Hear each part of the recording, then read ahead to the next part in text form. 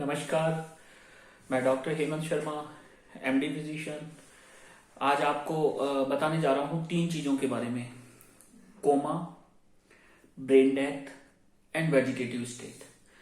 ये तीनों क्या है, क्यों होता है, क्या इनका ट्रीटमेंट है, इनके कारण क्या हैं और कैसे हम बाहर आए, क्या प्रोग्नोसिस है। तो ये सारी चीज़ें हैं, तो इसके बारे में आज हम बात करेंगे। तो मैं आपको बता देता हूँ, डिस्क्रिप्शन में मेरा नंबर रहेगा, व्हाट्सअप नंबर। तो डिस्क्रिप्शन में व्हाट्सअप नंबर रहेगा, आप उस पर अपॉइंटमेंट बुक करें, डायरेक्ट कॉल ना करें, ठीक है। तो जैसे ही मैं फ्री रहता हूँ तो मैं आपको बताऊंगा। तो आज हम डिस्कस करते हैं कि कोमा क्या है, ब्रेन डेथ क्या है और वेजिटेटिव स्टेट क्या है। देखिए, हमारे ब्रेन के 2 पार्ट होते हैं। जैसे ये आप देख रहे हो, ये पूरा जो बड़ा पार्ट है, पूरा ब्रेन का जो दिख रहा है आगे पीछे का, ये कॉर्टेक्स है। This is cortex. और ये जो इस गर्दन के पीछे से जो छोटा सा पार्ट आ रहा है पीछे से, इसको बोलते हैं हम मिड ब्रेन। Mid brain. तो कोमा में क्या होता है, ये जो कॉर्टेक्स है, पूरा बड़ा वाला एरिया ब्रेन का, इस कॉर्टेक्स में प्रॉब्लम होता है तो पेशेंट कोमा में चला जाता है। कोमा में कैसे जाता है, जैसे किसी ने सर पे मार दी, किसी भी चीज की ट्रॉमा हो गया तो कोमा में जा सकते, कॉर्टेक्स इंजरी। दूसरी चीज, चलते चलते गिर गए ओल्ड एज में तो ब्रेन इंजरी हुआ, तो इससे भी आदमी कोमा में चला जाता है। और या फिर कोई स्ट्रोक आ गया हो, स्ट्रोक मतलब ब्रेन हैमरेज वगैरह के बाद कोमा में पेशेंट चला जाए, या कोई ब्रेन का इन्फेक्शन हो उसकी वजह से कोमा में चला गया, या पेशेंट कुछ एंटी एपिलेप्टिक फॉर एग्जांपल बारबिटूरेट्स वगैरह खा रहा है तो उस वजह से भी कोमा में जाता है पेशेंट। तो ड्रग इंड्यूस्ड कोमा भी होता है।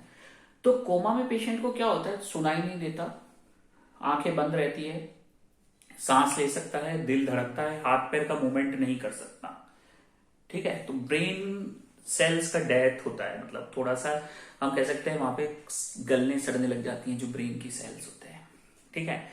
तो ये कॉर्टेक्स इन्वॉल्व होता है इसमें, ब्रेन स्टेम नहीं, ठीक है। तो जो कोमा का पेशेंट होता है वो जाग भी सकता है अगर आप प्रॉपर ट्रीटमेंट करें पेशेंट का। तो कुछ पेशेंट 6 महीने में जाग जाते हैं, कुछ पेशेंट 1 महीने में, कुछ पेशेंट को 30 साल भी लग जाते हैं, 10 साल भी लग जाते हैं। ये बिल्कुल रिकवर हो सकते हैं, ठीक है। पर इसमें देखना पड़ेगा कि बहुत ही बेस्ट ट्रीटमेंट होना चाहिए। फॉर एग्जांपल, इलेक्ट्रोलाइट्स देखने होंगे, कहीं इलेक्ट्रोलाइट डिसबैलेंस की वजह से तो कोमा में नहीं है। इलेक्ट्रोलाइट्स क्या होते हैं, sodium, potassium, chloride. Hormonal level जैसे प्रोलेक्टिन वगैरह आप देखिए, थायराइड हार्मोन देखिए, HbA1c डायबिटीज को रूल आउट कीजिए, लीवर फंक्शन देखिए, कहीं पे भी बिल्कुल माइनर मिस्टेक भी नहीं होनी चाहिए। CPK टोटल देखिए, आपको बहुत सारी चीजें देखनी होगी, इस पे वर्कआउट करना होगा कोमा के पेशेंट पे। पर अगर ब्रेन डेथ है, ब्रेन डेथ मतलब ब्रेन स्टेम ही डेड हो गया, तो अब लंग्स सांस नहीं ले पाएंगे, दिल धड़क नहीं पाएगा, बहुत सारी चीजें हैं।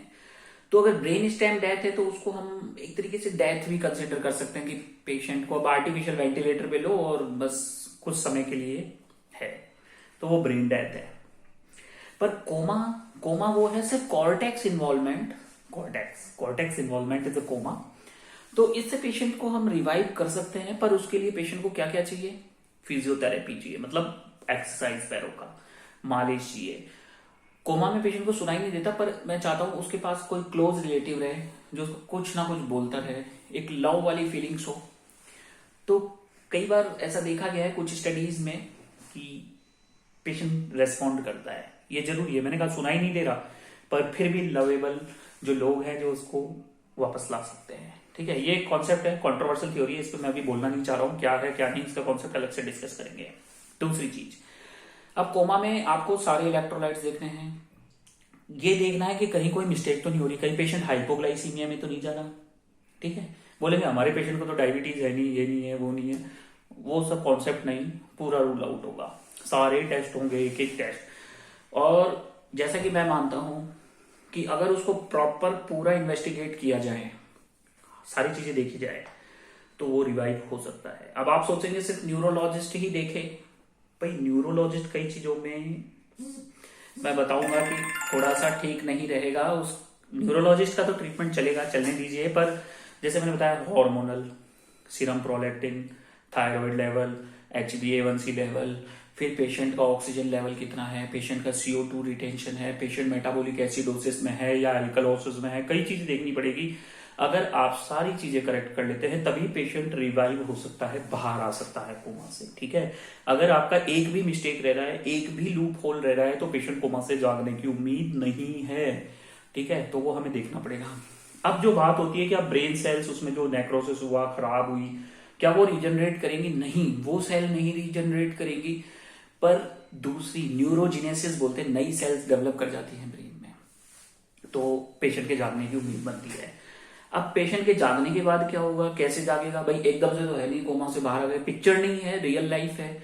कोमा से बाहर आने में पेशेंट को टाइम लगेगा, धीरे धीरे रिफ्लेक्सेस आएंगे, धीरे धीरे हो सकता है वो बोलने लगे, आंखें खोलने लगे, हाथ का मूवमेंट देने लगे। तो ये सारी चीजें हैं। ये इंप्रूवमेंट कब आएगा? जब हम कहीं पे भी मिस्टेक नहीं करें, हर एक चीज एग्जैक्टली रूल आउट कर लें हमारे पेशेंट पे। तो मैं बताना चाह रहा हूँ, अगर कोई भी पेशेंट कोमा में है और उनके रिलेटिव्स ये वीडियो देख रहे हैं तो वो अपॉइंटमेंट बुक करें, मैं उनकी हेल्प करूंगा। ठीक है, कि कैसे पेशेंट को बाहर लाया जाए। ठीक है, अब दूसरी चीज मैं बताता हूँ, एक वेजिटेटिव स्टेट होती है जिसमें क्या है, आदमी सोता ही रहता है, आंखें भी खोल लेता है, कई बार हाथ भी हिला लेता है। तो कोमा के बाद जब वो बाहर आने लगता है तो ये चीजें होती हैं। ये अलग टॉपिक है, यहाँ पे मैंने मेन फोकस किया है कोमा पे। तो कोमा में जाने के यही सारे कारण हैं और मैंने समराइज किया है शॉर्टली। बाकी अगर और जानकारी चाहिए तो अपॉइंटमेंट बुक करें। थैंक यू, धन्यवाद, नमस्कार। वीडियो अच्छा लगा तो लाइक करें, चैनल पर नए हैं तो सब्सक्राइब करें।